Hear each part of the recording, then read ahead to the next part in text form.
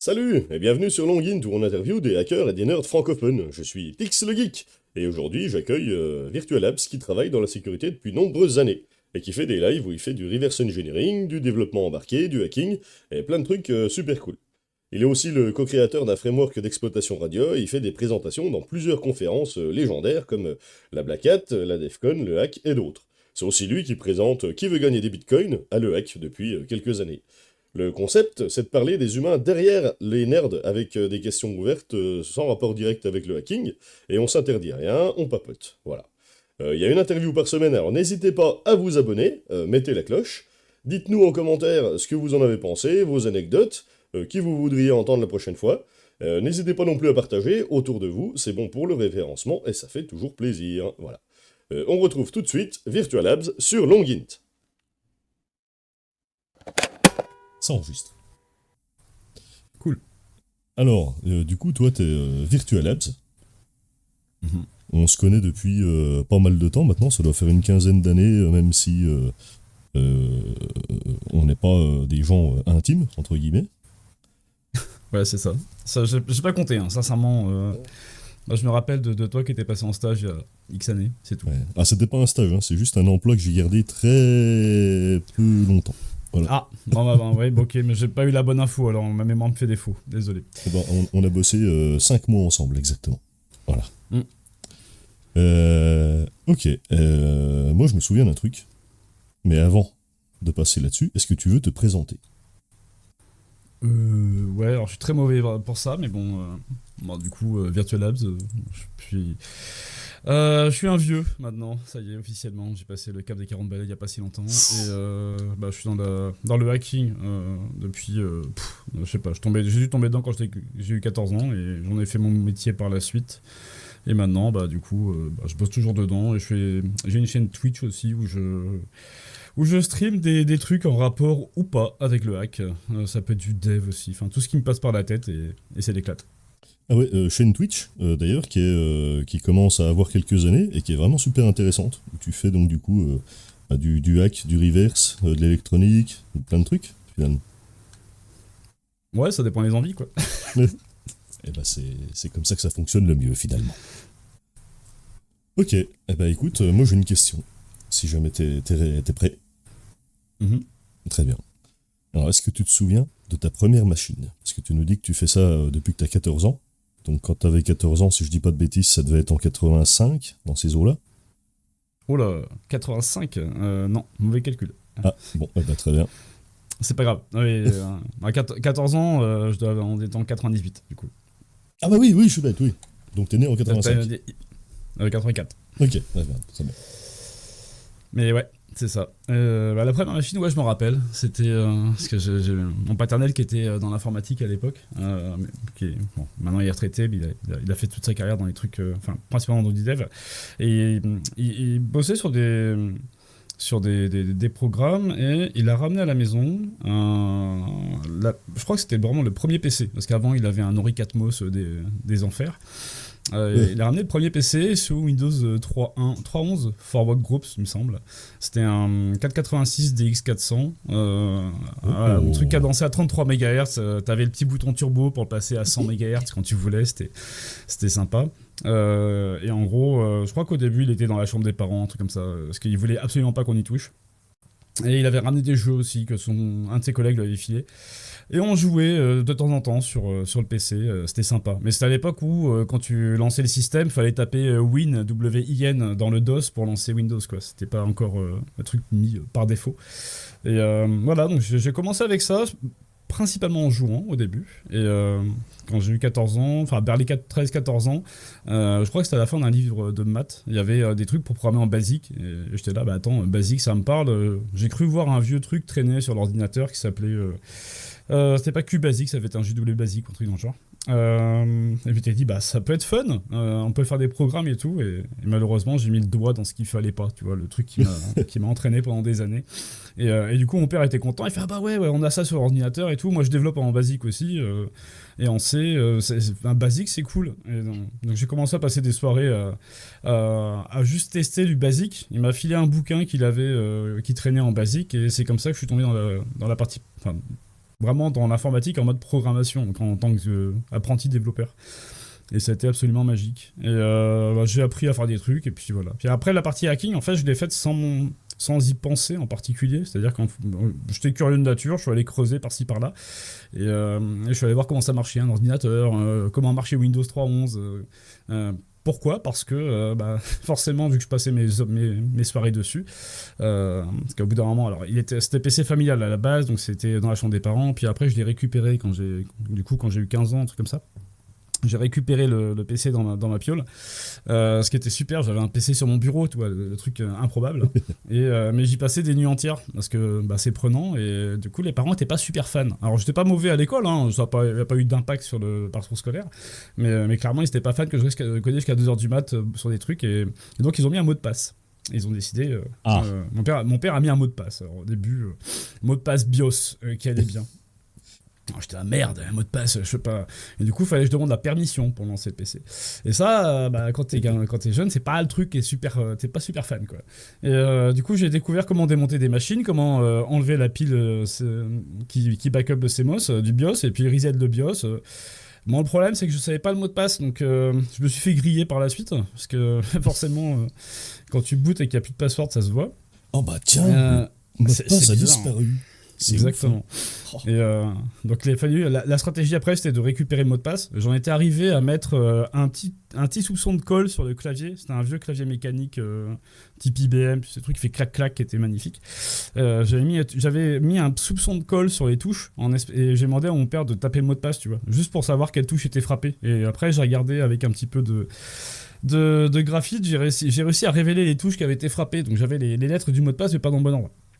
Bref, donc j'ai commencé à faire du hack un peu trapu pour récupérer ce mot de passe. Et puis finalement, j'ai réussi à l'avoir. Donc après, il a mis un mot de passe sur Windows, parce que forcément, le BIOS n'était pas suffisant. Mot de passe Windows, j'ai découvert comment étaient stockés les mots de passe sur Windows 3.11, un petit fichier .ini, et si tu mets un point virgule devant le chemin du password list, il n'y a plus de mot de passe. Voilà, donc j'ai appris des trucs comme ça, et puis grosso modo, après, ça c'est... j'étais content, tu vois, j'avais trouvé comment contourner des mots de passe sur Windows 3.11, et... je sais plus, le premier vrai hack que j'ai fait, c'était tout con, mais c'était au bahut, quand j'étais au lycée. On avait les TPE, je crois que c'est les TIPE maintenant, c'est les travaux personnels encadrés, c'était à l'époque où ça commençait à arriver dans le cursus du bac. Et on s'est retrouvés donc avec plusieurs élèves bloqués parce que le prof était pas là. On avait accès à la salle info, mais on n'avait pas accès à admin, donc on ne pouvait pas lancer les outils d'édition de documents, Word, etc. Et ça faisait suer parce qu'on avait 1h30 qui était réservée pour ça, et puis le prof d'électronique qui devait nous donner accès n'était pas là. Du coup, moi, je suis arrivé, je démarrais en mode sans échec. Tiens, petit fichier système.ini, tu mets le petit point virgule qui va bien. Et j'ai noté sur un papier à côté le chemin du fichier passwordlist pour pas le perdre. Et c'est ce qui m'a eu.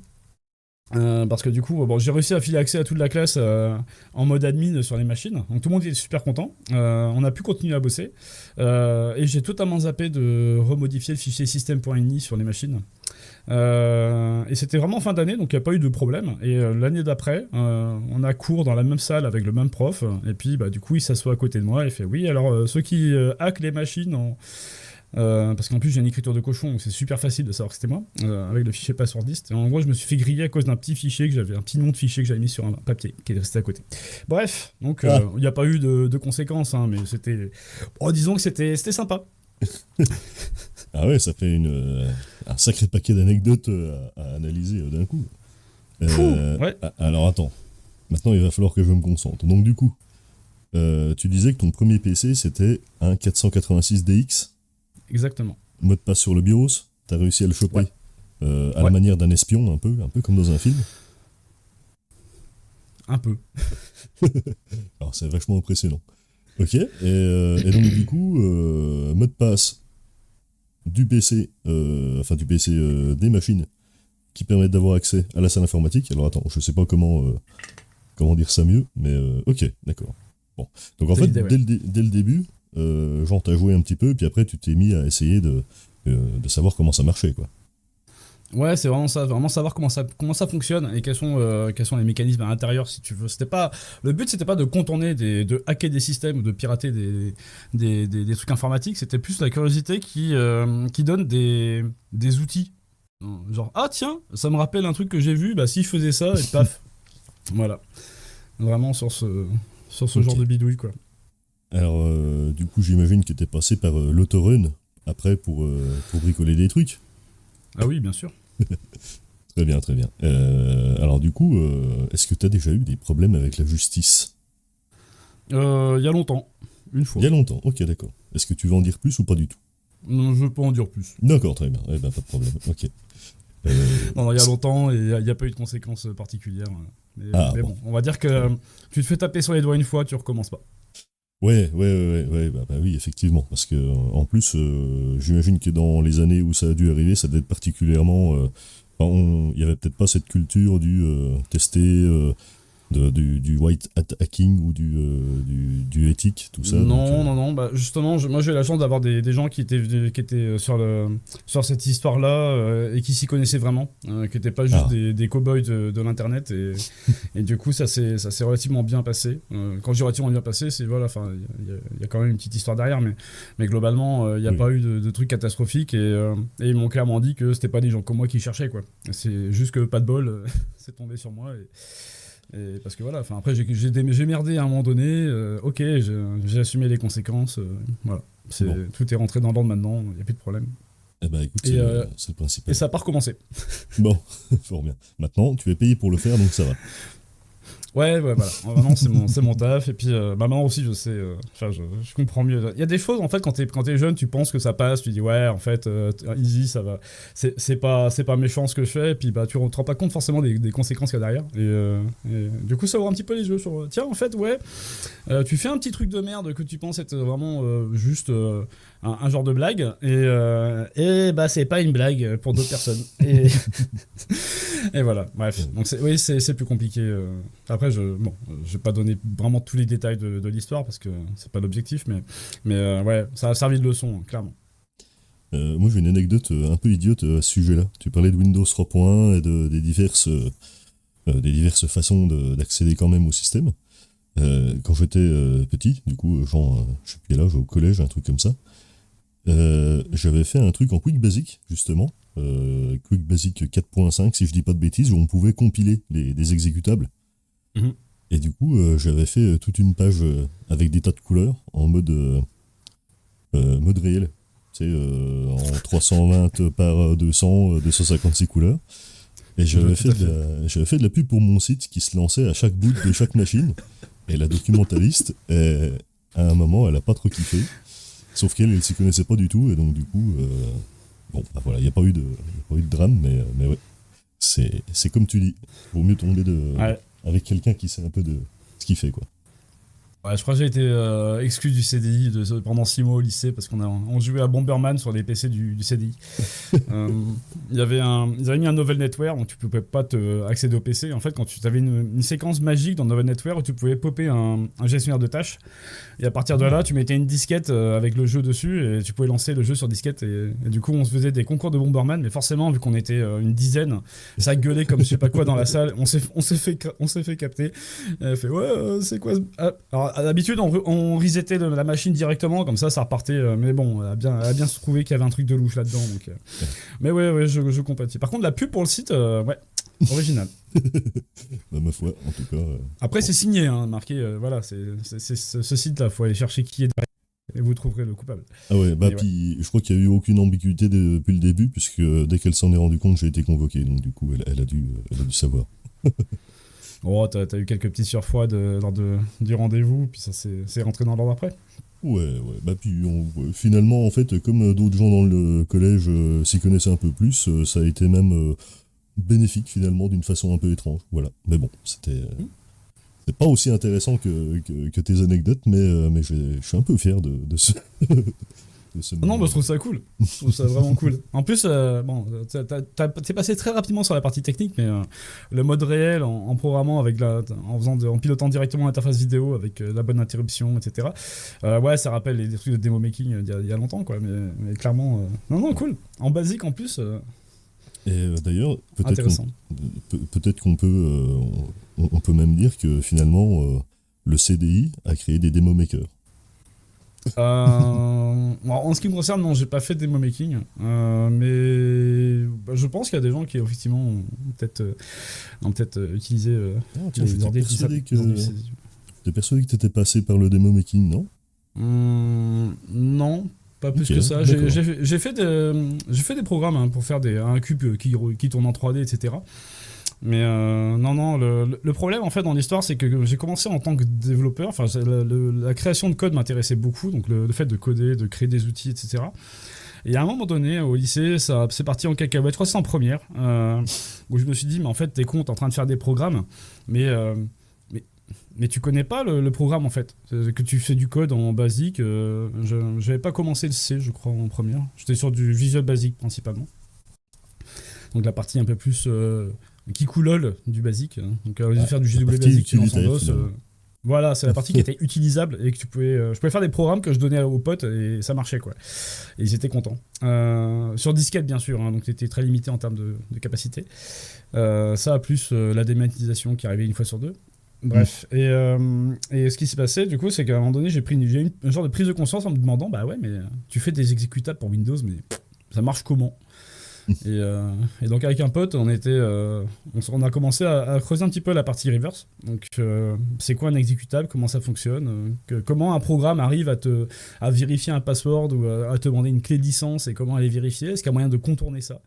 Et là j'ai commencé à mettre les mains dans le cambouis du reverse et bah rebelote, ça a pris comme pas deux et je me suis retrouvé en terminale à commencer à vraiment à faire du reverse de binaire et des petits cracks pour des logiciels que j'avais. Alors il n'y avait pas internet, enfin il y avait internet mais c'était pas hyper répandu, donc toutes les ressources à dispo c'était assez il n'y avait pas légion. Je me rappelle les tutos de la Schmidt Corp qui tournaient, qui était accessible avec en débugger pareil, tous les désassembleurs, c'était des trucs horribles, il y avait Softice mais c'était compliqué de l'avoir. Après donc j'ai commencé avec du Win32 DASM version 8.93 comme tout le monde à l'époque, qui est un truc horrible, le logiciel inutilisable, horrible, mais il avait l'avantage de marcher. Et j'ai commencé à coder mes premiers patchers en C à ce moment-là. Bref, donc il y avait j'ai vu qu'avec du reverse, tu pouvais faire vraiment une analyse complète de binaire, toute la partie un petit peu, tu vois, vraiment puzzle du système. T'as un programme, tu sais pas comment il marche. Par contre, c'est super intéressant d'aller voir comment il a été codé, comment tu peux le désosser. Et en même temps, tu peux dev des outils pour ça. C'est-à-dire que je mixe à la fois la partie dev et la partie reverse. C'était le pied. Et j'ai continué, après, jamais arrêté. Moi, je me dis souvent que ça ressemble un peu à de la magie. Je sais pas si t'es un peu du même avis, mais Comment ça, de la magie? bah, genre l'informatique, pour quelqu'un qui est pas forcément rompu à ça, bah ça marche, voilà. Un peu comme quand tu vas dans la Ouais. forêt, bon bah tu vois des arbres et tu marches sur le sol, quoi. Et dès que tu Ouais. commences à faire comme toi, bah justement à regarder comment ça fonctionne, pourquoi ça fonctionne, comment est-ce qu'on peut casser un peu ça, bah du coup c'est un peu comme si bon, la réalité c'est un bien grand mot, mais comme si finalement bah voilà, t'arrivais à manipuler un peu le. Tu vas au-delà, quoi. C'est genre, tu deviens un peu le maître de la, de la physique de l'informatique. Enfin Ouais, voilà, mais du c'était coup, juste. c'est l'inverse de la magie. Typiquement, à la base, tu te dis, ouais, c'est magique comment un fichier peut se transformer en truc exécutable, faire des trucs à l'écran, au clavier, etc. Et l'idée, justement, c'est de démystifier ça, de dire qu'en fait, c'est pas que c'est simple. Sur Windows, tu as des API qui tapent sur le kernel. Alors, la partie kernel, je vais pas regarder de suite, mais tu as des API, tu as un programme qui appelle des DLL. Les DLL, ensuite, font leur magie avec l'interface graphique, etc. Et puis, quand tu commences après à les creuser par-ci, par-là, tu te vois en fait, ah, bah en fait, le système de fenêtre de Windows, il est relativement sympa. Il est sympa parce qu'on peut, on peut le hacker de toutes parts et c'était marrant. Jusqu'à encore quelques années, maintenant, ils ont renforcé ça, mais globalement, dès que tu commences à mettre la main dans la GDI, dans la partie vraiment de gestion de fenêtres de Windows, bah, tu commences à t'amuser. Par exemple, tu fais de l'injection de fenêtres dans d'autres fenêtres. Donc, tu commences à pourrir la vie des gens qui débuggent tes programmes en mettant. Tu chopes leur débugger, tu viens mettre une fenêtre par-dessus le code des assemblées. Et tant que ton programme tourne, bah, en fait, il peut plus cliquer dedans parce que tu interceptes tous les appels souris. Enfin, dès que tu commences un peu à trouver et à décortiquer comment marchent les choses, ça te donne Enfin, moi, en tout cas, ça m'a filé des idées de fou, quoi. Je veux dire, j'étais là, ah, et si ça, et puis si on faisait ça, et puis si on allait bidouiller ce truc-là. Et au final, avoir cette compréhension de comment marche l'informatique en désossant au fur et à mesure. Toi, typiquement, j'ai commencé en basique, j'étais là, ouais, c'est bien, je fais des programmes, ça marche, mais bon, niveau perf, c'est pas ouf.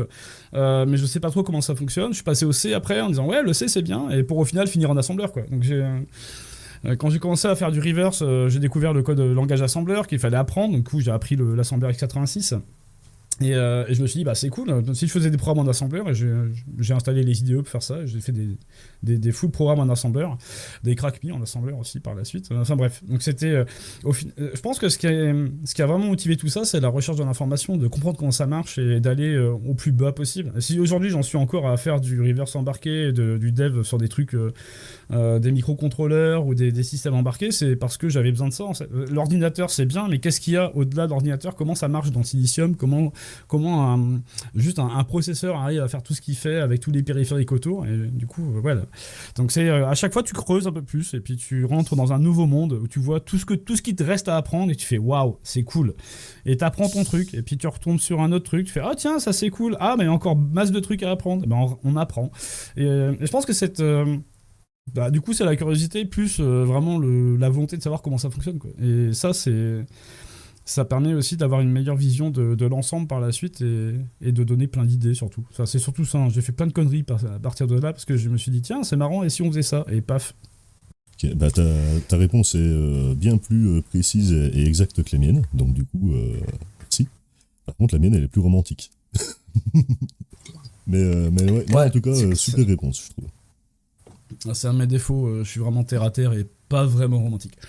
Ah bah défaut. La poésie je connais pas. Ah bon d'accord, très bien. Enfin si je connais, mais je suis pas en mesure d'en faire. Ok. Eh ben ça fait un segue parfait pour la prochaine question. Est-ce que tu te vois comme un artiste, comme quelqu'un de créatif finalement? Pas comme un artiste, genre je suis un artiste, mais est-ce que tu penses être quelqu'un avec une sensibilité artistique? J'en sais rien, je suis mitigé sur la question, dans le sens où au niveau artistique je suis une bille totale. Tout le monde dit ouais tu dessines bien tout ça. Non. Ouais, t'as fait quand même pas mal de trucs. Il y a le logo HZV, j'ai vu plusieurs trucs qui venaient de toi. Enfin je veux dire ça dénote quand même. Bah, on va dire qu'il y a un background génétique, si tu veux. Ma mère est super douée en dessin. Ma fille aussi, d'ailleurs, comme quoi ça se transmet un peu, mais moi, je me débrouille, mais sans plus. Mais non, en gros, pour la partie créativité, donc je sais que sur la partie, on va dire, informatique, dev, tout ça, je me fais assaillir d'idées, et je croule sous les idées au point que j'arrive même pas à en finir une seule. Donc, ouais. Il y a certainement une base. Après, artistique, peut-être pas. C'est compliqué. Tu te vois pas aller en forêt, sentir les embruns sur ton visage et sculpter quelque chose dans du caca, quoi. Non, absolument pas. Bon. Je me sens pas l'âme de Victor Hugo, de Lamartine, si tu veux, sur ce truc-là, ou encore moins de Picasso. En fait, le souci dans l'histoire, c'est que j'ai toujours cette sensation de pas réussir à être... tu vois, les personnes créatives, elles arrivent à innover facilement, etc. À se dire, tiens, ça serait intéressant d'aller creuser dans ce truc-là, ou t'as une idée à un moment donné, tu vas la réaliser, et puis ça te vient direct. Moi, c'est pas le cas, ça marche pas comme ça. J'ai l'impression toujours de me répéter, de tourner en rond. Il y a juste une ou deux fulgurances par moment où là, je me dis, tiens, en fait, et paf, je fais un truc créatif, et je suis là, le premier émerveillé en disant... Ah merde, j'ai réussi à faire un truc nouveau, et je suis content, hein, mais c'est pas le truc qui va me venir tout de suite, quoi. C'est par moment. Je sais pas comment te dire, il y a pas j'ai pas de schéma que j'ai pu repérer ou quoi que ce soit. Il y a juste, je sais, des fois, je fais 2 heures d'affilée et j'arrive à faire un... Bah, typiquement, tu vois, je pense que tu parlais des logos du logo d'AZV. Il y a eu des stickers que j'avais fait aussi il y a quelques années, même plusieurs années de ça, où ça a été fait en 3 heures de temps. Et c'était vraiment parce que je m'étais dit, allez, tiens, j'ai une idée intéressante, je vais essayer de la mettre sur papier. J'ai sorti Inkscape, et puis j'ai dessiné un truc sur Inkscape. J'étais content de la connerie, et c'est parti, quoi. Ok. Mais on va dire que globalement, c'est plus des fulgurances par moment qu'un truc régulier. D'accord. Donc t'es un artiste par fulgurance, finalement. Artiste, je sais pas, mais en tout cas, il y a des idées. Bon. Ok, d'accord. Alors là, on va passer si tu le veux bien, une série de questions, c'est sur une échelle de 0 à 10. Donc du coup, tu réponds ce que tu veux, c'est des questions ouvertes. Voilà. C'est parfois un peu abstrait, mais fais-toi confiance. Voilà. Faut aller le plus vite possible, histoire que ce soit le plus vite possible. Voilà. Faut pas trop réfléchir, disons. Ok. Alors, sur une échelle de 1 à 10, les animaux de compagnie. On boit 7, facile. Ok, d'accord. Donc t'as des animaux de compagnie toi-même ou Ah oui, un chat, un chien. Un chat qui est sur la fin, donc c'est pas forcément super oui. pratique, mais 17 ans, il y a 17 ans le chat quand même. Et puis un chien là qui est arrivé entre temps. Ok, Et voilà, très c'est bien, cool. très bien. J'ai aussi un vieux chat, il a 18 ans, donc je te bats sur l'âge du chat. Voilà. Ouais. Le mien, il est mal en point, il a perdu un œil, il commence à être bien arthrosé. Mais il arrive encore à se laver. Donc ça, rien n'est perdu. J'ai eu une grand-mère, elle a eu un chat, il a tenu 22 ans, je crois. C'était un chat qui était tout le temps dehors. Et, bref, je crois que c'est le chat le plus vieux que j'ai connu. Et il n'avait pas eu de problème comme du coup celui qui a 18 ans, là, qui est complètement aveugle et sourd. Voilà, les vieux chats, quand ils sont dehors, parfois ils survivent Le mieux. mien, c'est un chat de la rue, c'est un chat de gouttière. J'ai récupéré quand je bossais sur Paris. C'était un chaton qui venait d'une portée du garage d'à côté, tu vois, le truc Ouais. improbable au possible. Et donc j'ai récupéré à ce moment-là, c'est en gros le gérant du garage, c'était soit il cherchait, c'est un amoureux des bêtes, donc il voulait absolument les donner, parce que sinon il fallait les faire piquer ou les donner à la SPA, enfin c'était un peu compliqué. Donc il était là, il faisait le tour de tous les gens autour. C'est un chaton, ça vous intéresse pas? Puis j'étais là, t'es fraîchement installé en région parisienne, boulot, CDI, tout ça. Tu dis, allez, c'est jouable.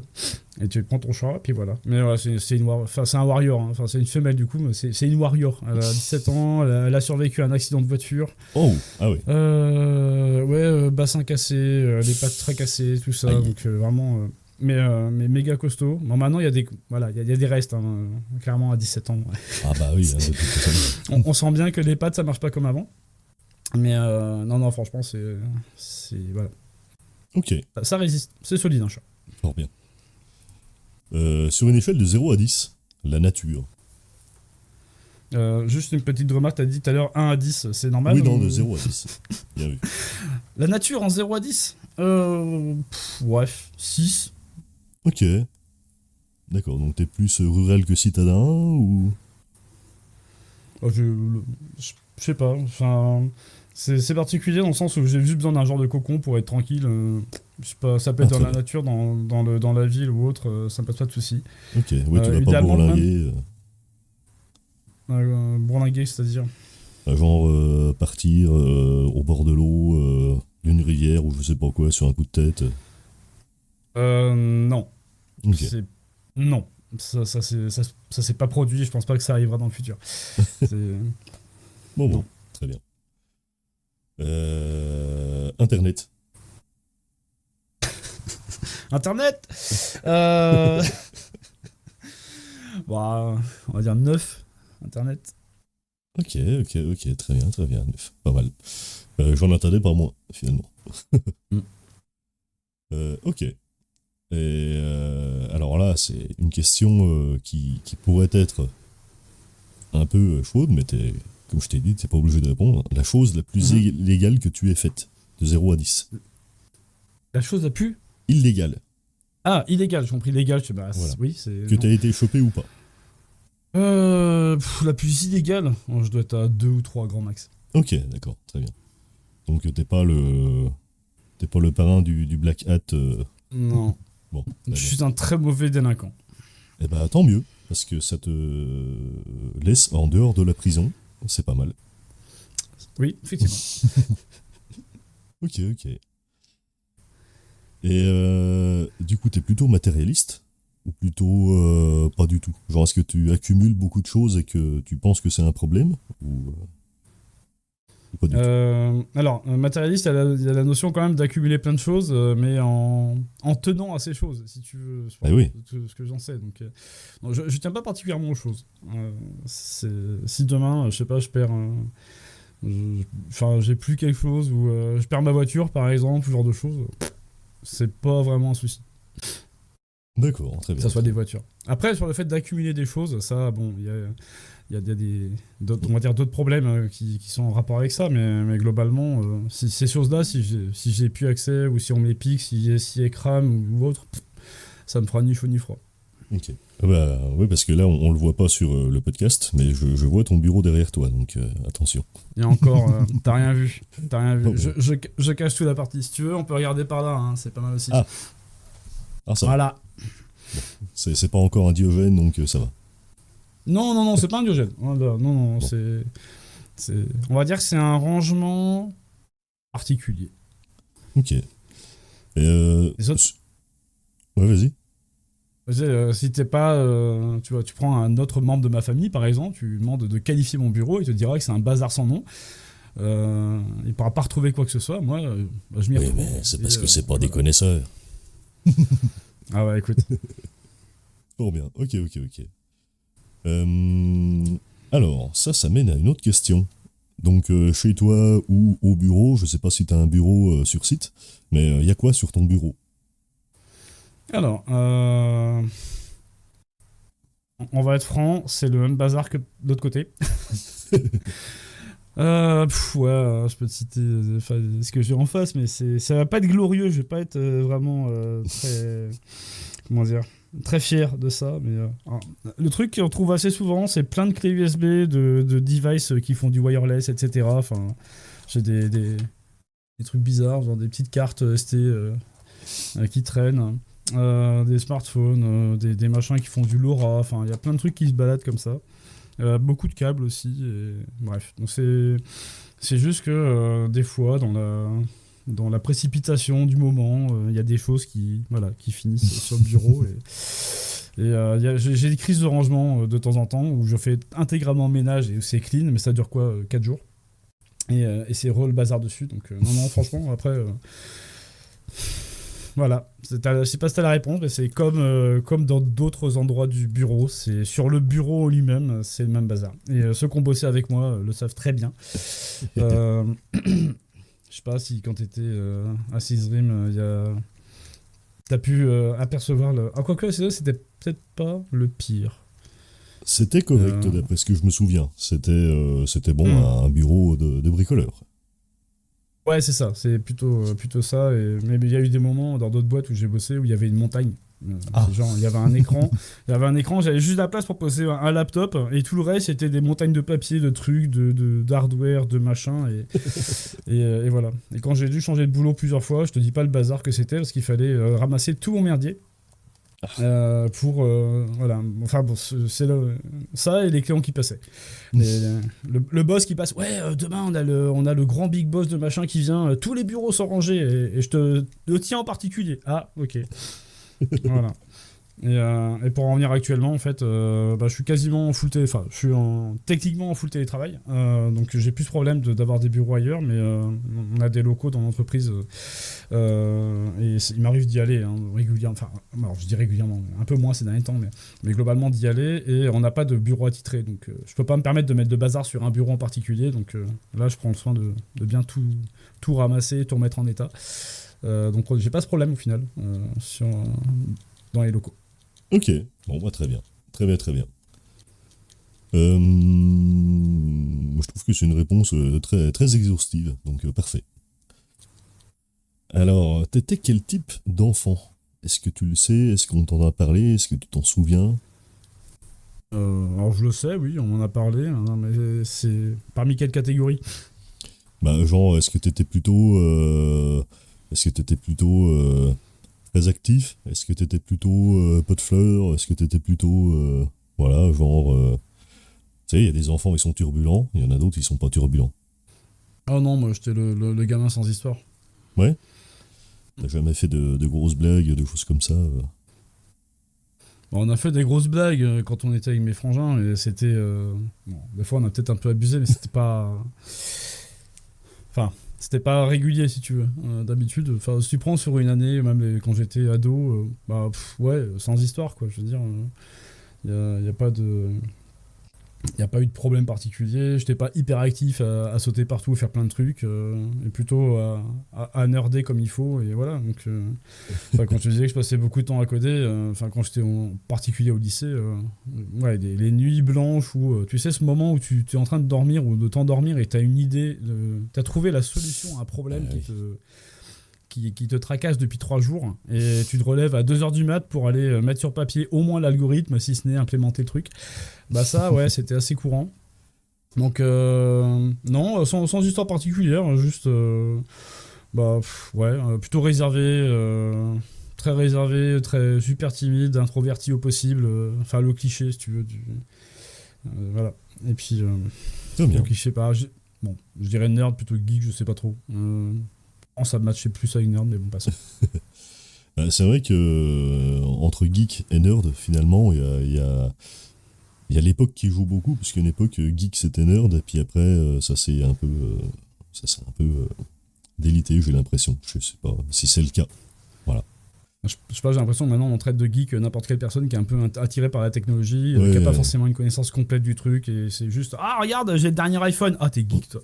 Ouais, voilà. Ouais, pas vraiment pareil. Du coup, moi, quand j'ai choisi mon pseudo, j'avais pas encore tout ça en tête, et je regrette un peu, perso. Pourquoi ? Parce que Tix le geek, du coup, ça veut dire que, voilà. Enfin, bon, ça me prête des intentions que je n'ai pas forcément envie qu'on me prête, voilà. Ouais, enfin après, pour des personnes qui te connaissent, oui, on va dire de prime abord, quelqu'un qui voit le pseudo, qui dit Tix the Geek, ah ok, bon, il va te classer dans une catégorie particulière qui n'est pas celle à laquelle t'appartiens, entre guillemets. Unboxing sur YouTube, quoi, finalement. Ouais, enfin, plutôt fan de tech, quoi. Tu vois, t'es au courant des dernières cartes graphiques qui sortent, des derniers trucs d'IA, etc. Mais non, ouais, personnellement, j'ai pas cette vision-là de Tix the Geek, donc ça va. Mais... tant mieux, tu me fais chaud au cœur. Voilà. Si t'avais 1 million d'euros à dépenser, qu'est-ce que t'en ferais ? 1 million d'euros à dépenser. Je passerai une semaine sur AliExpress.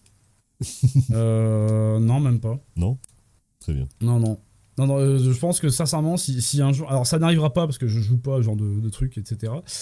Je joue pas au loto, bref. Mais même si je gagnais 1 million, je pense que ça serait gagnant de filer ça à des gens qui en ont besoin, si tu veux. Donc ça serait plus dans une association. À la limite, je garderais, je sais pas, peut-être 1000 balles pour moi et à tout péter, quoi. C'est juste pour... peut-être faire un petit peu plaisir, mais 1 million d'euros, il partirait là. Enfin, je suis pas matérialiste possible. C'est pas, je suis pas là à chercher à claquer un max de thunes dans des machins, ou tu vois, et surtout pas à dire j'ai 1 million d'euros, j'arrête de bosser. Je suis désolé, moi, mon taf, c'est pas possible. Je peux pas le laisser tomber comme ça, quoi. Et je peux pas arrêter de faire ce que je fais habituellement, mais globalement, ouais, c'est. Je pense que on va dire que si j'étais pas, au niveau finance personnelle, ça allait nickel. Je filerais ça à des associations caritatives, à des gens qui en auront certainement plus besoin que moi.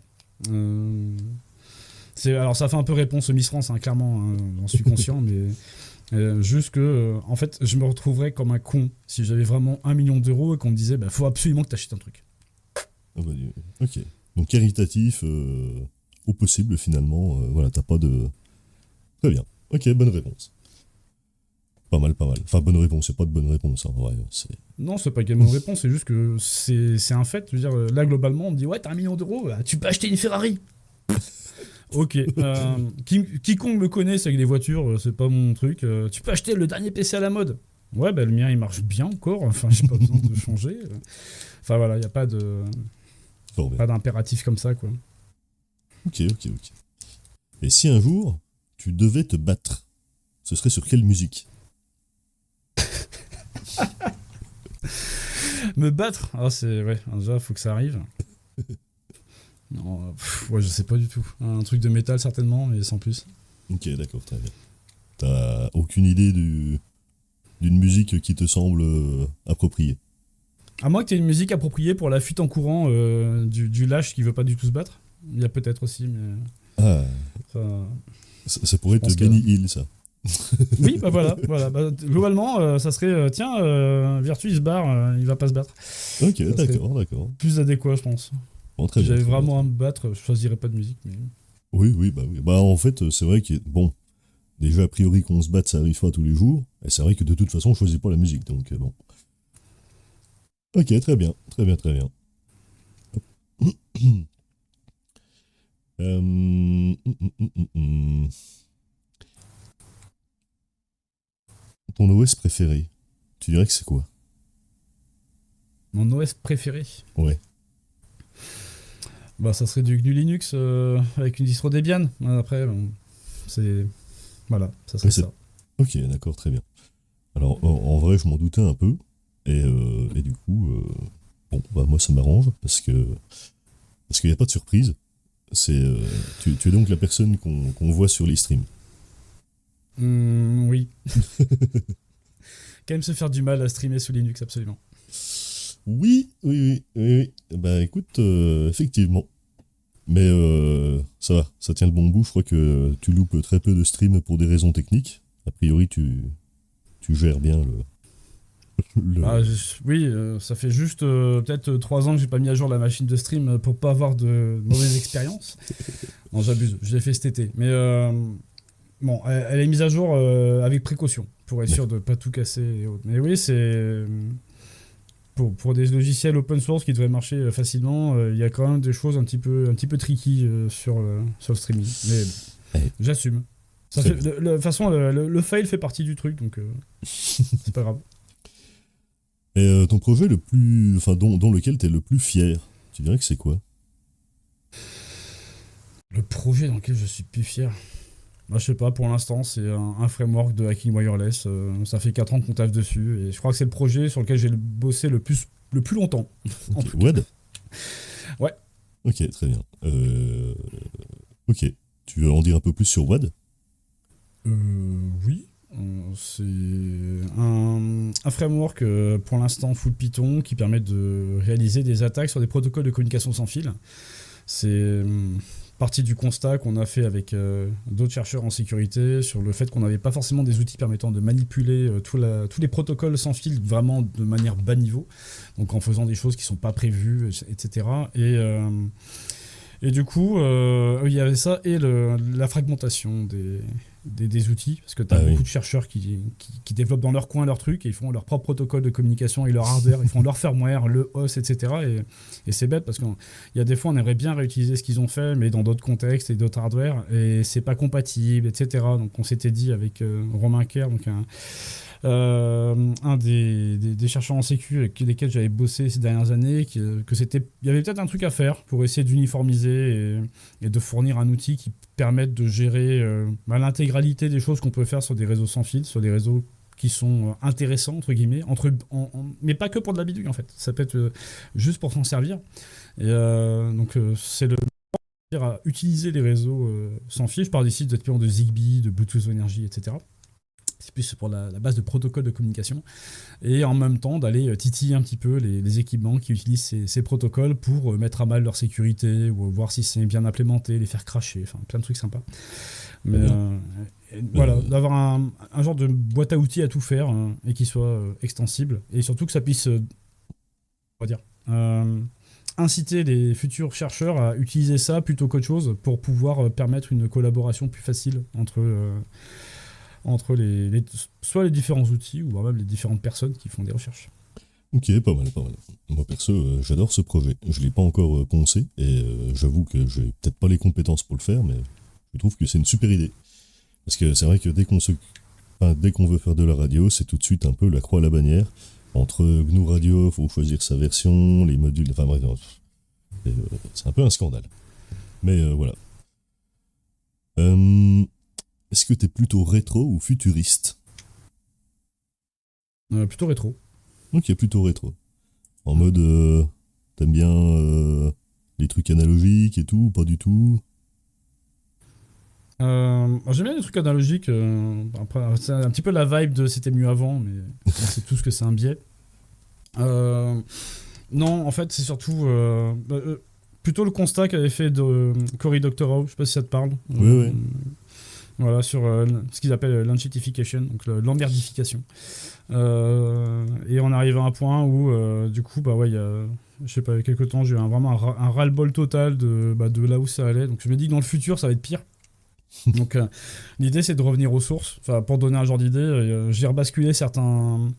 Enfin, j'ai switché de certains outils que j'utilisais à d'autres. Là, récemment, en stream, j'étais sur VS Code parce que c'était sympa, ça permettait d'être joli à l'écran, mais c'était une tannée à utiliser, il y avait tellement de problèmes avec. Je suis retourné sur Vim. Bah écoute, alors Vim, il y a d'autres problèmes de customisation qui sont principalement mon fait, mais même avec ça reste vachement plus utilisable que VS Code. Je suis très satisfait d'ailleurs d'avoir fait ça. Et donc ouais, il y a un petit mouvement rétrograde, on va dire, ces derniers temps de ma part, parce que je me rends compte que effectivement tout est devenu ultra compliqué, ultra complexe, alors qu'en fait on a des outils qui font très bien le taf et qui sont beaucoup plus simples et qui sont cool. Voilà. Moi, je Enfin, je pense sais que pas si t'as été consulter un site web de journal en ligne. Même avec un smartphone où tu as je sais pas, un Firefox avec des anti-bloqueurs, enfin des adblockers, ça reste une tannée. c'est l'enfer. Bah ouais. Ouais. Et quand tu désactives, alors là tu te rends compte de la merde que c'est. Tu dis, non, mais, on a dû rater un truc à un moment donné quand même. Et donc le futur, tu vois, bah, je le vois plus comme dans Ready Player One, avec des gens qui vont essayer de te mettre des pubs sur des écrans, sur des machins, parce que c'est le pognon avant tout. Et voilà, donc je regrette vraiment typiquement l'internet des années 95, tu vois, 90, fin des années 90, où c'était un terrain d'exploration et c'était cool. Après, voilà, clairement, je précise, c'était pas forcément mieux avant. Hein. On téléchargeait avec un débit de merde, les pages étaient toutes pourries, il y avait des tags qui étaient créés par Microsoft, genre Marquee, etc., qui ont été implémentés, qui avaient absolument aucun sens. Ouais.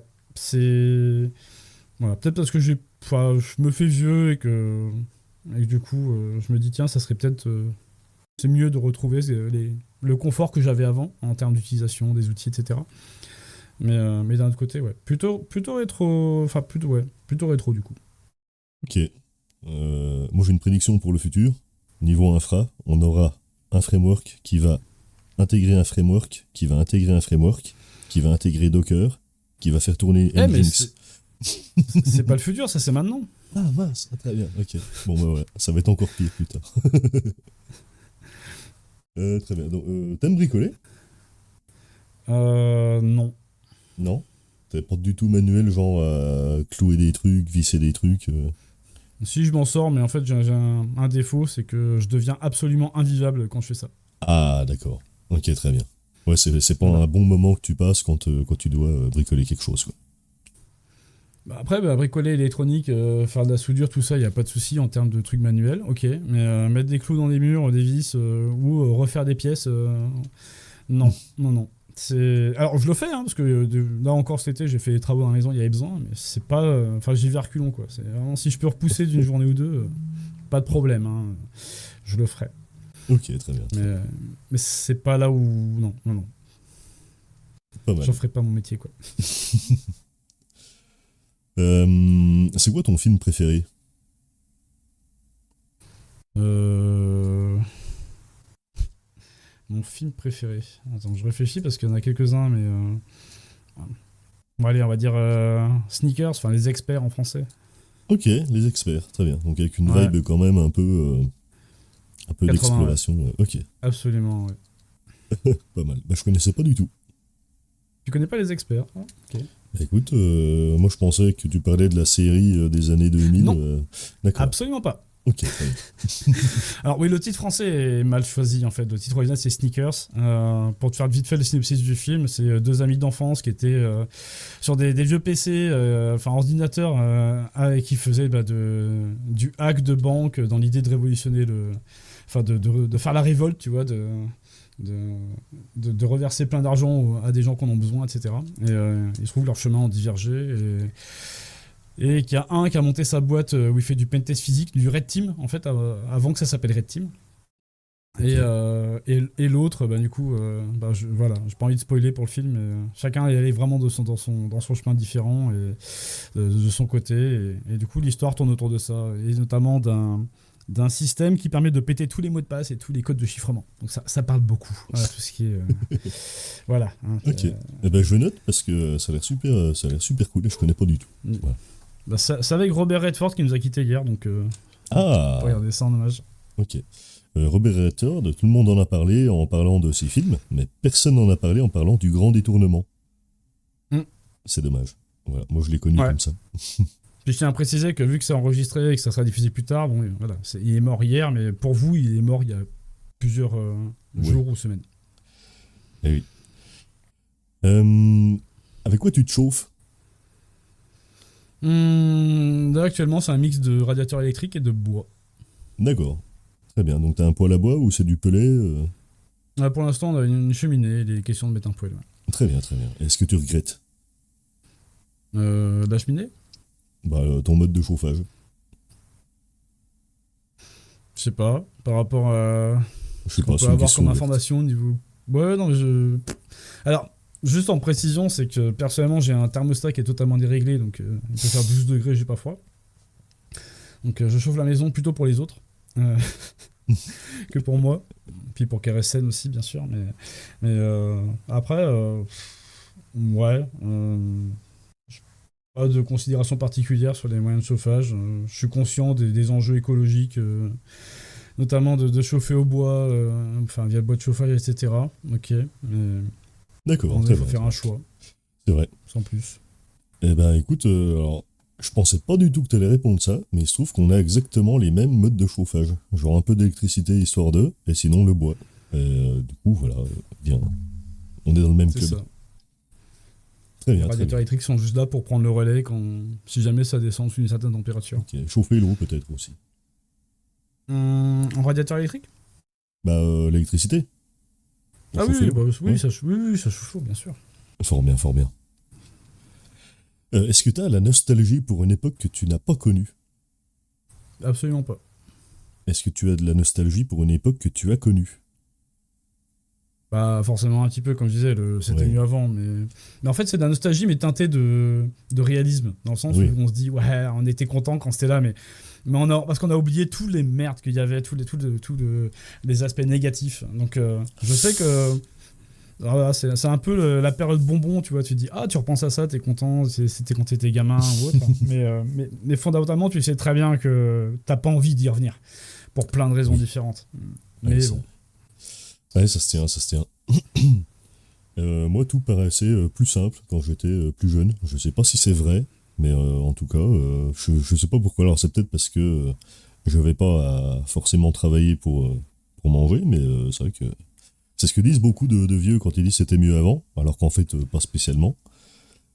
C'est que c'était plus facile. Alors, et du coup, j'ai quand même un peu l'impression que c'était plus facile il y a 10 ans. Au niveau de la bricolage, j'entends.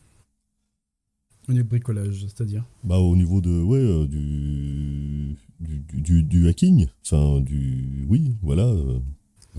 J'ai dit 10 ans, Ah, mais je voulais suis dire pas 20 ans. forcément d'accord. Non, je suis pas Ouais. forcément d'accord pour ça, parce que tu vois, typiquement sur la partie... alors, je parle du hacking, là, plutôt sur l'aspect vraiment cybersécu, pas le gros bidouillage comme on est habitué à le faire, mais sur la partie cybersécu, alors, par extension du hacking, je sais bien que c'est pas bien de dire hacker, pirate, tout ça, mais globalement... moi j'ai connu l'époque où effectivement les gens connaissaient que dalle et dans les JT c'était ah machin le hacker etc, et puis on était là à gueuler non c'est un pirate c'est pas un hacker c'est pas bon on en est toujours là hein. Enfin ça par contre ça n'a pas changé, mais on a quand même une prise de conscience de pas mal d'organismes, que ce soit les forces de l'ordre, des agences étatiques et autres. Je pense à l'ANSSI en particulier, tu vois, qui est là et du coup qui ont bien intégré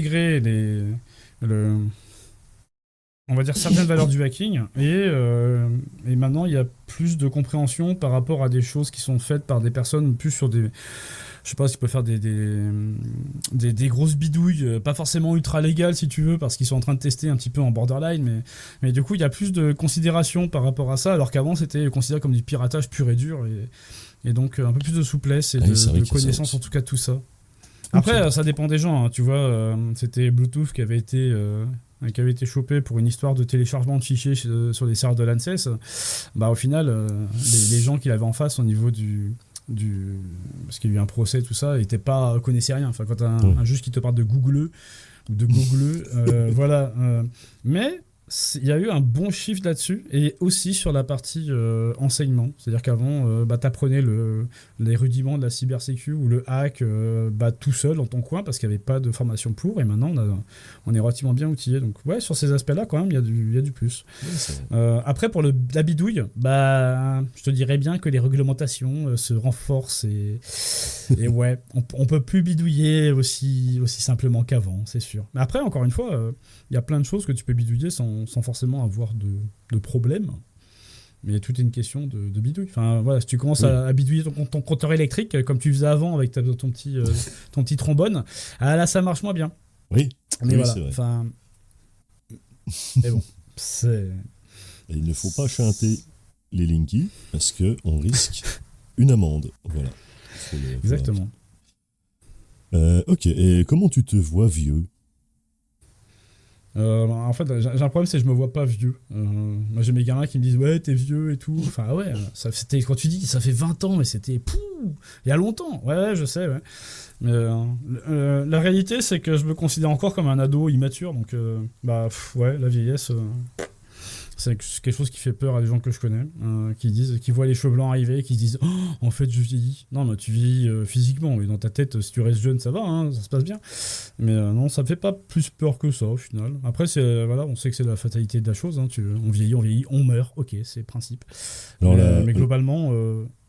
La question, c'était plutôt est-ce que tu as un projet pour quand tu seras vieux, genre par exemple moi, le projet. Basiquement, je me vois bien dans les bois, dans une petite maison avec un atelier, une guitare, voilà. Mais comment tu te vois, toi ? Je me vois pas. J'ai pas de.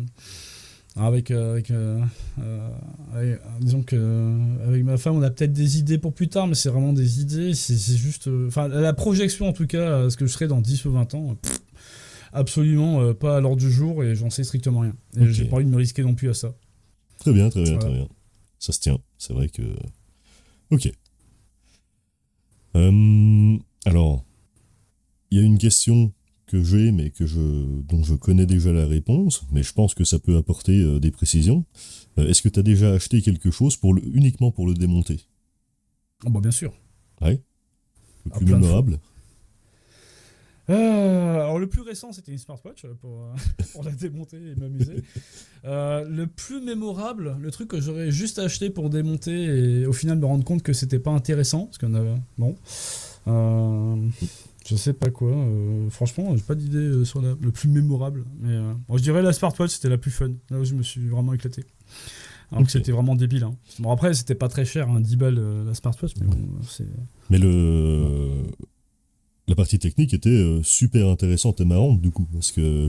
Absolument. Tu me diras si je me plante, mais en gros, t'as dumpé le firmware à partir d'un buffer overflow qui permettait d'écrire directement dans la mémoire visuelle de l'écran. Alors, c'était pas exactement un buffer overflow, c'était plus effectivement. Il y avait un overflow dans un offset, et donc on pouvait le faire afficher à l'écran de la data qui n'était pas de la data, à savoir du code. Et donc oui, j'ai réussi à sortir le firmware en passant par ce biais-là. Mais non, c'est très... La partie challenge au final, de disant tiens, si on pouvait faire un truc un petit peu pas prévu, tout ça, et analyse était vraiment sympa. Après, j'ai aussi acheté des devices en me disant ouais, c'est cool ah bah non, en fait, je peux pas. C'est tout verrouillé, c'est pourri, c'est possible aussi. Ouais, non, celui-là était très, très intéressant parce qu'il y avait plein de difficultés, un bon puzzle au final pour arriver à ce que je cherchais à faire. Ok, en tout cas, le stream était passionnant. Moi, je l'ai suivi surtout en lurk, et j'ai vu aussi la conf que tu as fait à l'EHAC, et c'était assez marrant. Que tu as fait avec Zilocar, si je dis pas de bêtises ? C'est ça. Ouais, très bien. Parce qu'il avait été... il m'avait pingé après un stream en disant ouais, si t'as des smartphones, je veux bien, parce que moi j'en ai pas par chez moi, donc j'ai été en acheter 2 ou 3 pour lui, je crois 2. Et j'en ai envoyé, puis il a regardé de son côté, puis on a discuté un petit peu de ce qu'on pouvait faire dessus. Il a testé des trucs dans son coin, il a avancé après des streams aussi. Ça c'était assez frustrant pour l'occasion, mais c'est pas grave, parce que tu finis un truc en stream, tu dis ouais, je vais faire ça jeudi, tu vois, parce que je stream le mardi soir et jeudi soir, je continuerai jeudi. En fait, jeudi avant le stream, je reçois un truc sur Discord qui me dit ah bah si tu mets cette valeur là, ça marche, etc. Ah, tu mets un petit peu de... Ouais, c'est... Ouais, total. Mais un peu backseat là-dessus. Mais bon, après, il y avait suffisamment d'autres problèmes à régler euh, pour que ça soit pas vraiment un problème. Ça a permis d'aller plus vite. Et du coup, vu qu'il avait participé sur la partie reverse aussi et hack sur l'extraction de firmware avec différentes idées, j'avais proposé de faire le talk à deux parce que je me voyais pas de présenter ce qu'il avait fait ou c'est des trucs qu'il avait trouvé. Parce qu'au final, moi j'avais émis l'idée qu'il y avait potentiellement un débordement d'offset, mais j'avais pas eu le temps de vérifier. Et en gros, 2 jours après, il arrive, ouais, il y a bien un débordement d'offset. Tu mets cette valeur-là, tu arrives à sortir des datas. Ok, c'est gentil, mais du coup, voilà. Je l'ai embarqué là-dedans. Je sais pas si c'était la meilleure des idées. Alors, je dis pas ça négativement. Hein. C'est juste que Xylocar n'est pas habitué des présentations. Et du coup, ça a été. De ce que j'ai pu voir, en tout cas, lors d'événements Le Hack, ça n'a pas été évident de se préparer pour le talk et de le donner. Mais c'était cool. Hein. Puis c'est vrai que depuis les sièges, bon bah on voyait que il n'était pas rompu à ce genre d'exercice, mais bon finalement vous avez fait une présentation qui était super cool. Et, ce que j'avais dit, c'était que d'être 2 sur scène, ça permet d'être un peu plus serein, et puis t'as quelqu'un qui est là pour récupérer au cas où, donc ça c'était. Bon, après, je sais pas si au final il était vraiment serein, mais de ce que j'ai pu en voir de mon point de vue, ça s'est plutôt bien passé. Ouais. Voilà. À part le petit détail avec The Other One qui commençait à pourrir le Wi-Fi, mais ça c'était très drôle aussi. Ah bon, voilà.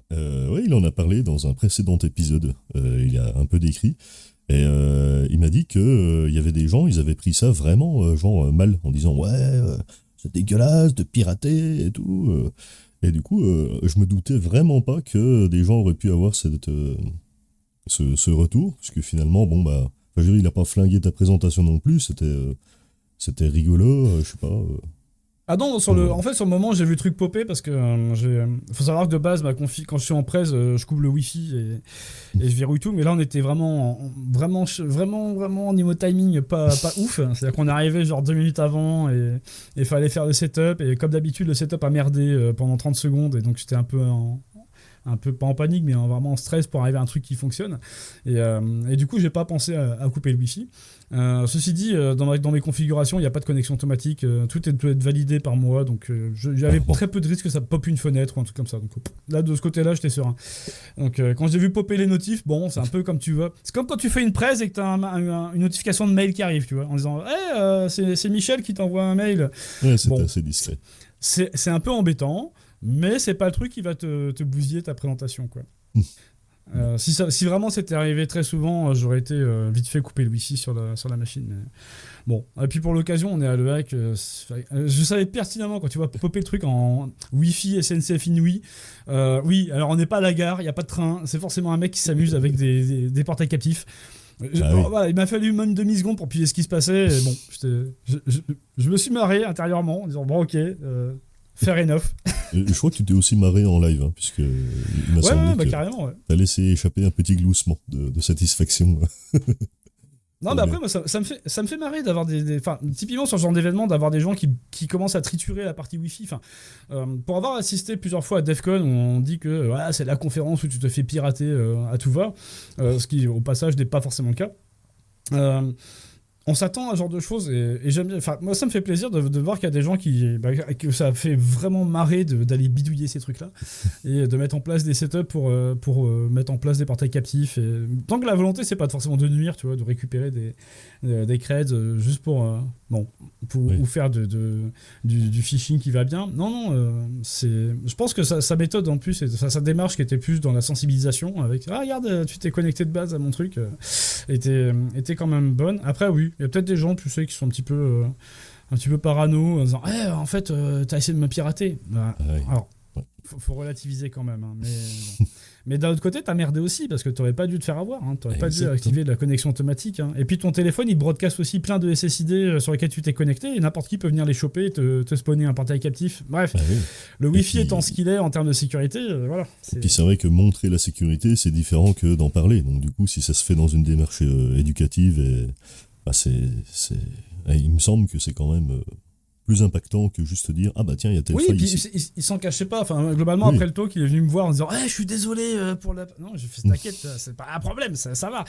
Mais c'était même très drôle. Ok, j'ai merdé, j'aurais dû couper le wifi, mais bon, ça fait partie du jeu au final. C'est comme, voilà, t'es à un événement de cybersécu, oui, il y a forcément des gens qui s'amusent autour. Et il faut faire gaffe, faut avoir les bons réflexes et la bonne hygiène qui va bien, quoi. Si tu te fais poncer, bah ok, tu reconnais tes torts et puis t'en tires une leçon. Donc les gens qui n'étaient pas contents, maintenant ils vont faire attention au niveau de leur wifi. Ok. Si tu pouvais voyager dans le passé, est-ce que tu le ferais? Et si oui, quand est-ce que tu irais? Ouais, je pense pas que je le ferais. Ouais, aucune curiosité à ce niveau-là, ou même pas pour acheter du bitcoin Ah, tu veux dire au moment où on pouvait acheter des pizzas à Voilà. quelques bitcoins? Non, je suis pas.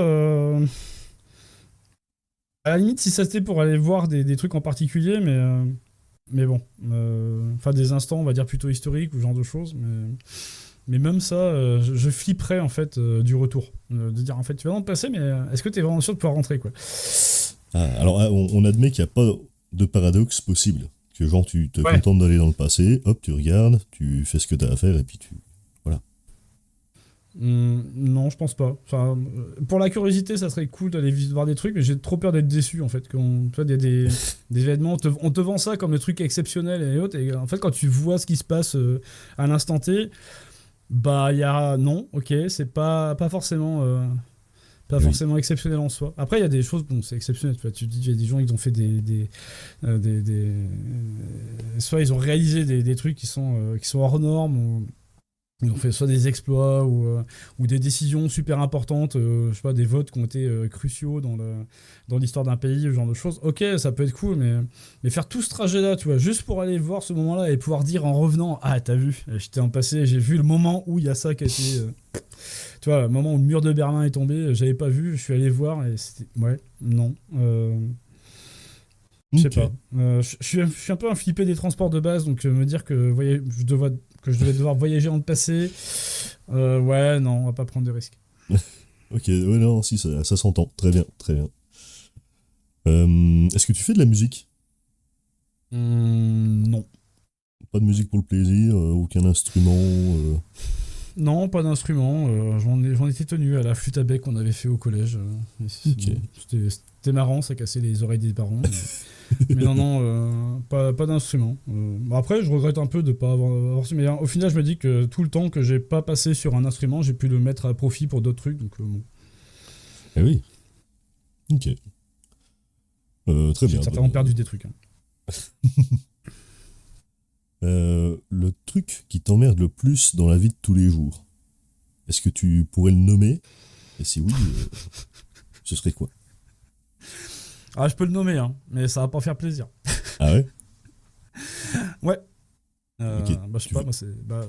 Oui, oui, je peux le nommer, hein, c'est les gens en particulier. Ah, ok. C'est pas que j'aime pas des gens, hein, clairement, mais il y a des manières de fonctionner qui sont pas forcément compatibles avec les miennes ou autres. Enfin, ouais, il y a des choses. D'accord, ouais, ça s'entend. Je pense que c'est un des trucs que j'aurais pu répondre aussi. Pas justement par haine des gens en eux-mêmes, mais ouais, ok. C'est ça. D'ailleurs, t'as fait un talk il y a, je crois, 1 an ou 2 à l'EHAC, C'était il y a 2 ans, oui. ou il y a 2 ans, voilà, où tu parlais, Attends. L'année dernière? Je sais plus. Oui, ok. Mais. où tu parlais de la neurodiversité, si je dis pas de bêtises. Ouais. Ok. Alors, en mode très timide. En mode très timide, pas assumé, mais ouais. En mode très timide, pas assuré, comment ça? Pendant le talk, c'était. Je voulais absolument aborder. Enfin, j'avais proposé de faire un talk qui était plus méta par rapport à ce que je faisais d'habitude. Enfin, globalement, le hack, c'est des trucs assez techniques, ou pas d'ailleurs, parce que des fois, c'était vraiment assez léger. Mais je m'étais dit, ça pourrait être intéressant justement d'aborder certains aspects qu'on passe sous le tapis et qu'on connaît tous, mais sans forcément les nommer. Et voilà, donc ouais, il y a des trucs où j'assumais pas pleinement et ça se voyait un peu, mais c'est pas grave. Ok, très bien. Et est-ce que tu as eu des retours dessus? Pas en frontal. J'avais demandé s'il y a des gens qui avaient des questions et bah, ça a fait un bid complet. Il y a personne qui qui a posé de questions, mais au final, c'est pas catastrophique. Je comprends que ce genre de sujet soit compliqué à aborder en public aussi. C'est-à-dire que c'est compliqué d'avoir des questions et de taper l'affiche dans ce genre d'événement en amenant les autres à avoir un autre regard sur toi, tu vois. Typiquement, si quelqu'un est concerné par le sujet de la neurodiversité et des TND en particulier, de lever la main et dire ouais, en fait, moi, non, c'est très compliqué. Bah oui. Voilà. Il y a eu pas mal de retours après, des contacts plus de gens qui sont venus me voir en disant qu'ils avaient été intéressés par le sujet, qui sont retrouvés dans certains aspects, qui avaient des questions aussi pas mal. Et beaucoup de discussions par la suite et vraiment cool. Je m'attendais pas forcément à ça, je pensais que ça allait faire un gros bide. Bon, au final, ça a un peu bidé, mais c'est pas grave. Mais je me suis dit que j'étais peut-être pas forcément la meilleure personne pour aborder ces sujets-là. J'ai pas les bonnes comparaisons. Ou, toi, à la fin de cette édition-là, je m'étais dit, bon, je l'ai fait une fois parce que je m'étais dit qu'il fallait aborder des trucs, mais je suis pas sûr de recommencer sur ces mêmes thématiques. Ok. Bah, moi, je pense que c'était pas un bide, mais comme tu l'as dit, c'est vrai que je dirais pas que ça prenait les gens de court, mais un petit peu, tu sais, de partir sur des questions directement. Moi, j'ai trouvé ça super intéressant et je pense que ça a dû résonner dans pas mal de réflexion après sur le sujet, puisque bah, du coup, c'est quand même des domaines où il y a une prépondérance de ça, finalement. Enfin, c'est là où c'était bizarre, parce que quand j'ai préparé le sujet, j'avais fait pas mal de recherches justement sur la prépondérance on parle de neurodiversité, mais le talk parlait... Alors, il était un peu particulier, parce que c'était plus l'aspect créativité et le fait que des profils puissent être plus...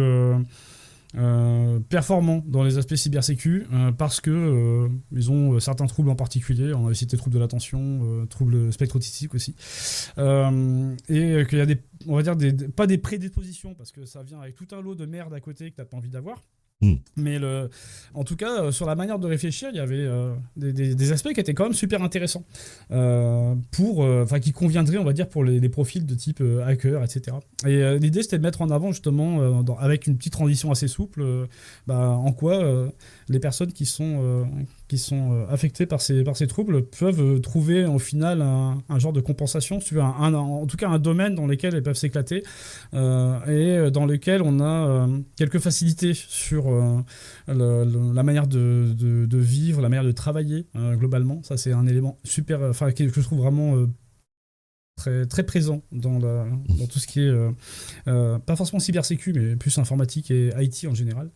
Et voilà, donc l'idée de dire ok, il y a peut-être des gens qui seraient intéressés d'avoir l'information. Et j'avais surtout peur que des personnes au final, pas forcément un genre de révélation, mais se mettent à se poser des questions parce qu'on sait jamais vers où ça va après, parce que moi je suis passé par là avant et c'était pas forcément la meilleure période, et globalement quand tu commences à te remettre en question, et ça chamboule pas mal de choses, et ça a des gros impacts sur la vie personnelle, et je voulais pas que ça trigger ça en fait, et donc c'est pour ça que j'étais resté assez soft sur la partie on va dire sur ce qui était dit. Mais bon, c'était pas forcément un beat, mais je me sentais pas du tout à l'aise d'en parler, et malgré le fait que j'ai poussé pour que ça soit je veux dire, j'ai soumis le sujet, quoi. J'avais préparé un talk, etc.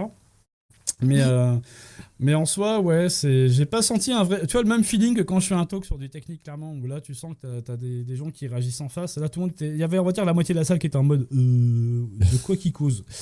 Et pourquoi un talk comme ça? Nous, on veut des gens qui routent, on veut des gens qui font qui font des trucs de sécu, quoi. Et malgré tout, je suis quand même content de l'avoir fait, parce que ça a permis, on va dire, à une bonne dizaine de personnes avec qui j'ai pu discuter après peut-être d'avoir un début de réponse sur des trucs qui faisaient problème qu'ils avaient, ce genre de choses. Et ça, pour moi, ça reste un côté très positif. Mais sincèrement, je pense pas que je le referai, parce que j'ai pas envie de saouler les gens avec ça. Ok, d'accord. Non, en tout cas, moi, de mon point de vue, c'était super intéressant. Et je pense que c'était aussi courageux d'amener le sujet, parce qu'effectivement, comme tu l'as dit, forcément, tu vas avoir pas des leviers de bouclier, mais c'est vrai que, ouais, comme tu l'as dit, quoi, qu'est-ce que c'est que ça? On va quand même pas parler de nous, quelle horreur. Et donc, du coup, je trouvais que c'était pas mal. C'est pas parler de nous, c'est non, surtout... oui. Bon, je paraphrase. Parce que Oui, non, mais c'est pas parler de nous, c'était plus mettre en avant oui, l'adéquation de ce domaine-là. Alors après, comme je te disais, dans les recherches que j'avais faites, j'avais pas trouvé de prépondérance, en tout cas dans la cybersécu ou le hacking en général. Mais il y a plein de gens qui me disent qu'effectivement, en fait, c'est... parce qu'en gros, le gros problème, c'est les statistiques. C'est-à-dire qu'on est face à des populations qui n'ont pas forcément de problème à proprement parler. Je veux dire qu'il n'y a pas d'impact critique sur la vie de tous les jours. Enfin, typiquement, je donne un exemple, mais il y a des boîtes de sécu, tu veux faire de cybersécu, tu arrives à 10h le matin, tu repars à 21h le soir, ça leur pose pas de problème. Tu as des boulots où tu dois être là à 8h30 et terminer à 17h30, et impossible de faire ça en dehors des clous. Bah là, c'est là où les problèmes vont commencer. Donc tu es plus dans des boîtes très rigides au niveau d'organisation, par exemple. Typiquement, si j'avais eu une boîte dans laquelle avoir son bureau bien rangé et en ordre était un impératif, ça aurait été très compliqué. Voilà, ce genre de choses. Ça peut paraître totalement con en fait, mais c'est un peu le problème avec tous ces trucs-là, c'est qu'au final, ça te pourrit la vie, mais pour la personne qui est concernée, ça pourrit la vie à un point qui peut sembler un petit peu extrême pour les personnes externes, en disant bah ouais, en fait, il en fait tout un drame, mais ça se trouve... je sais pas, fais juste un effort, quoi. Ouais, alors c'est la complexité de la chose. Et c'est assez difficile de faire passer ce message-là, en fait. Et l'idée, c'était juste d'instiller une petite réflexion là-dessus, à la fois pour des personnes qui embauchent des profils-là, et puis aussi qu'on se dise, nous, en fait, on a de la chance. On a de la chance de pouvoir bosser là-dessus. On a la chance de pouvoir avoir des aménagements possibles, et puis une certaine liberté, en tout cas, dans la manière qu'on a de travailler, ou même de pouvoir s'épanouir dans le domaine de l'IT et de la cyber. Mais bon, je sais plus ce que je disais du coup. Ouais, voilà, classique. J'ai perdu le fil. Mais globalement, c'était pas évident. Ouais, pas évident, mais content de l'avoir fait quand même. Très bien, très bien. Oui. Je suis sûr que la réponse ne matche pas la question, mais bon, tu vérifieras à l'enregistrement. En fait, si. C'est vachement détaillé, c'est à peu près, c'est ton ressenti sur ça, si t'avais eu des retours et tout, donc en fait on est en plein dedans, nickel. Si tu devais partir pour le restant de ta vie, ce serait où ? Wow. Tu peux dire, je pars pas, si tu veux, bon, ce sera pas très intéressant, mais... Ça va pas être très intéressant, mais effectivement, j'ai pas... Je me rappelle avoir dit à 5 minutes que, effectivement, les voyages, tout ça, c'était pas le truc qui était tu l'as dit.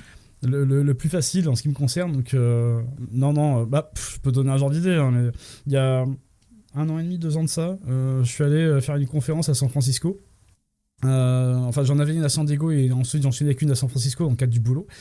Et pour éviter d'avoir à faire un aller-retour États-Unis, France, avec juste 6 jours d'écart, on a eu la bonne idée de se dire tiens, ça serait bien d'aller de prendre un hôtel à San Francisco, et puis comme ça tu télétravailles dans la piole, tu t'arranges comme tu veux, et puis et tu bosses sur les trucs que tu as préparés, comme ça tu es tranquille en fait, tu fais ton petit vol San Diego San Francisco, ton talk à San Francisco, et après tu rentres.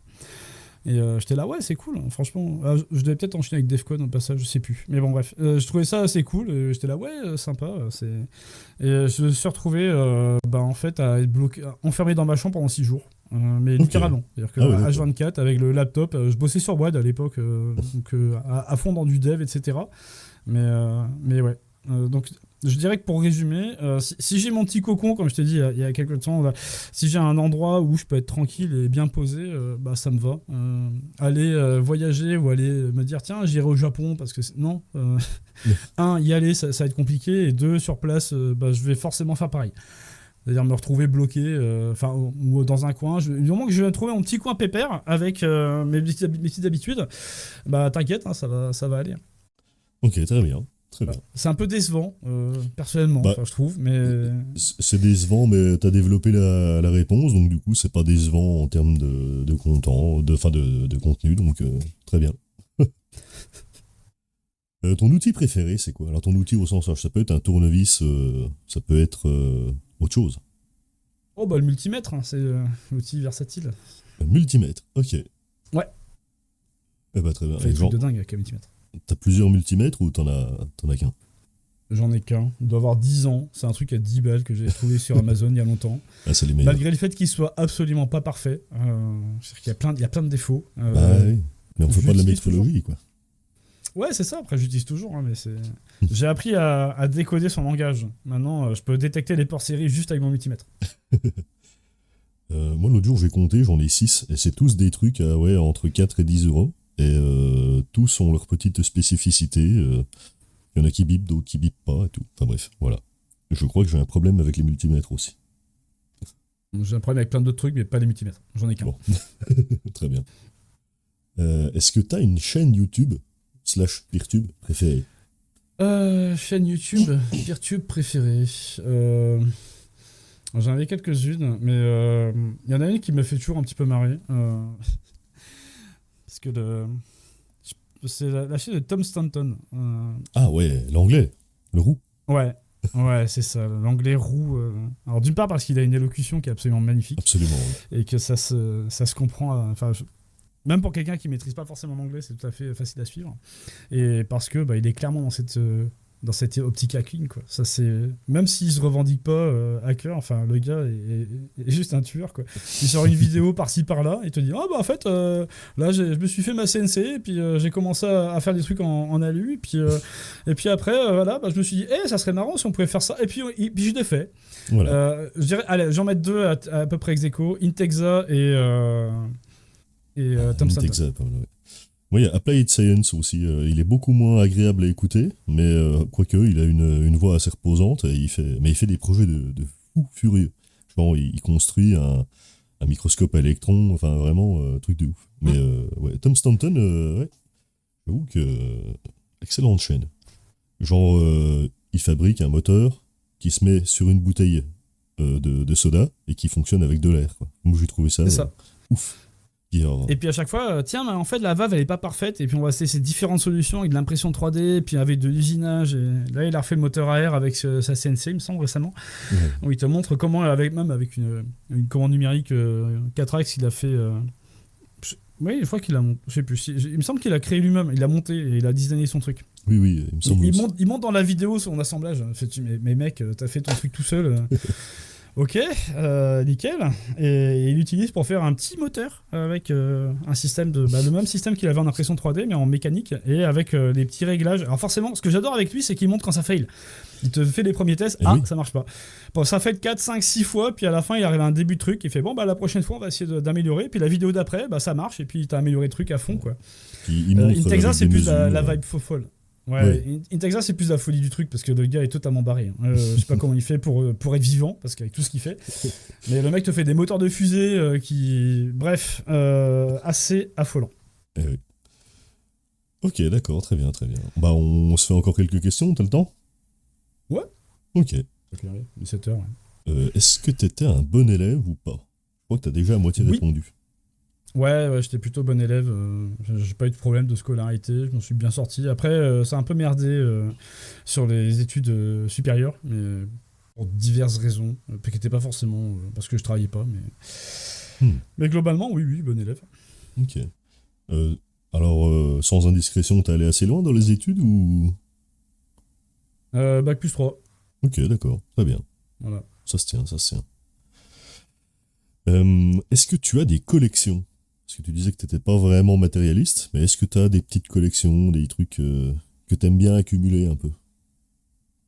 Il n'y a pas de trucs que j'aime vraiment accumuler. En fait, j'ai plein de gens autour de moi qui ne savent pas quoi m'offrir pour mes anniversaires et Noël, qui sont persuadés que je fais de la collection. Donc au final, oui, je dois avoir des collections, mais c'est pas quelque chose dont j'ai besoin, en fait. Je veux dire, j'éprouve pas le besoin d'aller collectionner tous les trucs Star Wars ou récupérer tous les différents éléments avec les différents modèles ou autres. C'est pas du tout mon truc. Mais par contre, il y a des moments où j'ai des idées à la con, et les idées à la con, ça fait que je vais essayer de récupérer plein de trucs du même genre, mais toujours avec une idée derrière la tête. C'est pas juste pour dire c'est dans l'idée d'en faire quelque chose. De hacker le truc, de bidouiller, ou alors de l'utiliser pour faire divers projets, je sais pas trop quoi, mais globalement c'est surtout ça. C'est-à-dire que on va dire que malgré moi j'arrive à collectionner des choses. J'ai encore 2-3 Minitel qui traînent, mais c'est parce qu'à l'époque j'étais en train de faire des bidouilles avec des Minitel, tout le monde était au courant que je bidouillais les Minitel, et donc tiens regarde, j'ai récupéré un Minitel. Ok. Je sais pas ce que je vais en faire, mais c'est gentil de me le donner. Donc, ok, voilà. Donc, on est arrivé là-dessus. Là, récemment, c'était des smartphones et des claviers sans fil. Bon. Chacun son truc. Ok, donc même pas les badges de la DEFCON, finalement, c'est pas une collection, c'est juste un vivier, quoi. Oui, c'est ça, c'est pas. Je vais pas à la DEFCON pour le badge et pouvoir afficher le badge et dire ouais, c'est bien, j'ai eu le badge. C'est juste que voilà, ça vient avec et je suis content d'avoir le badge de DEFCON, c'est clair. Mais en soi, c'est pas. Non, j'ai pas de. Y a pas un truc où je peux te dire j'ai les 400 exemplaires du machin. Ou de la série de BD ou ce que tu veux. Non. C'est pas du tout. Non. Ok, Y a pas. très bien. Et alors, du coup, ta boisson préférée, est-ce que c'est juste de l'eau, du café, du thé, autre chose? Bah, ça, en ce moment, enfin, depuis quelques temps, c'est vraiment de l'eau. Ok, très bien. Et c'est par goût ou c'est par un peu obligation, enfin, sans indiscrétion, hein? Il y a différentes motivations. Ok, d'accord, On va dire que très bien. la première, enfin, il y a plusieurs raisons qui se combinent ensemble et qui font que c'est très bien. Bon. J'ai été consommateur de Coca pendant très longtemps, quand j'étais ado et jeune. Enfin, surtout après les études, on va dire, pour supérieur, tu vois, quand tu commences à bosser et tout. Mais à un point que c'était pas terrible. Et, donc ça, je me suis rendu compte à un moment donné que c'était pas la meilleure des idées. Donc je me suis dit, tiens, allez, on va essayer de vivre plus sainement et on va éviter de boire du coca. J'en bois encore de temps en temps, mais c'est vraiment... c'est un verre par semaine, c'est exceptionnel, quoi. Donc l'alcool, ça, j'en buvais de temps en temps. Le café, j'ai jamais bu du café. Donc moi, je suis au chocolat depuis tout petit et ça me va très bien. Chocolat froid, pas chaud. Mais l'alcool, ça, oui, bah, pareil, hein, quand t'es jeune, tu bois, etc. Bon, il y a eu des déboires avec l'alcool comme tout le monde, enfin, pour ceux qui ont un petit peu abusé. Et bah, depuis quasiment une dizaine d'années, bah, quasiment plus d'alcool. J'évite dès que je peux. Ok, très bien. Parce que je me rends compte que ça marche tout aussi bien. Après, les gens autour de moi disent que je suis moins drôle. Bah oui, ok, ça, je veux bien croire. Parce que c'est l'aspect désinhibant d'alcool, tu l'as pas, et donc forcément, t'as plus tendance à juger les gens autour de toi sur comment eux se comportent quand ils sont sous emprise de l'alcool. Et plus récemment, de toute façon, j'ai pas trop le choix parce que je suis sous médication et avec un médicament qui peut pas être compatible avec l'alcool, enfin, qui est pas compatible avec l'alcool et que je prends H24, donc Ok. non. Eh ben, ouais, moi, tu me rappelles un truc, c'est que, genre, moi, en fait, j'aime l'eau. Mais vraiment, le goût de l'eau me plaît. Enfin, j'aime beaucoup l'eau. Alors, je bois aussi énormément de café, peut-être un peu trop, mais l'eau, c'est genre ma boisson préférée, quoi. Et quand je suis dans un endroit et qu'on me propose un verre ou je sais pas quoi, bon, bah, il y a certains contextes où je vais peut-être prendre une bière, un truc comme ça, mais en règle générale, je dis, bah non, un verre d'eau et tout. Et tout de suite, les gens, ils partent du principe, quoi, qu'est-ce qu'il y a, t'es pas bien et tout, tu veux pas t'amuser? Bah non, c'est juste que je veux de l'eau, quoi. Enfin, y a pas de... Ok, bon, en ça. tout cas, bonne réponse, très bien, très bien. Alors du coup, j'ai une dernière question qui fâche. Puis après, je te laisse. Ton langage préféré? Ah, ça, je pense qu'il n'y a pas photo, ça sera le langage C. Ah, très bien. Très bien, très bien. Excellente réponse. Ok, est-ce que tu as un langage que tu détestes en particulier, enfin que tu n'aimes pas, pour une X raison? Ou est-ce que tu veux pas répondre à cette question? Attends, faut que tu répètes parce que j'ai une distraction à côté, j'ai perdu le fil. Ah, est-ce qu'il y a un langage qui, au contraire du C, Que je déteste. ouais, que tu détestes, ou au moins que t'aimes pas? Le Ruby, je n'apprécie Oui. pas trop ce langage. Alors, je pourrais plus citer JavaScript aussi parce que bon, voilà. Mais non, Ruby, je mets ça au même niveau que Perl. Alors, je vais faire même un package. Je te mets Ruby et Perl ensemble sur la partie langage que j'aime pas. Ok, très bien. Eh ben écoute, moi je te propose qu'on arrête là. Eh ben merci énormément d'avoir subi cette petite interview. J'espère que tu as passé un bon moment. Et puis, Oui, c'est bien sympa. et puis voilà. Et bah du coup, à la prochaine. À la prochaine.